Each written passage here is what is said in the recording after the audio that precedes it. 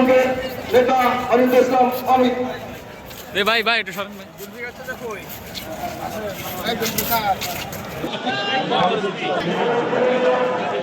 অনিন্দ ইসলাম অমিত জেলা বিএনপির নেতৃবৃন্দ সহ কেন্দ্রীয় স্থানীয় নেতৃবৃন্দ, আমি সকলকে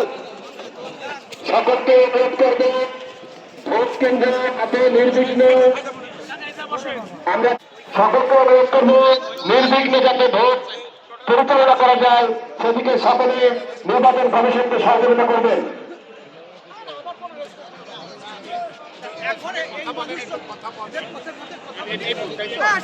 আমি বলছি এইখানে ঠিক আছে আর দাঁড়ান না ভাই।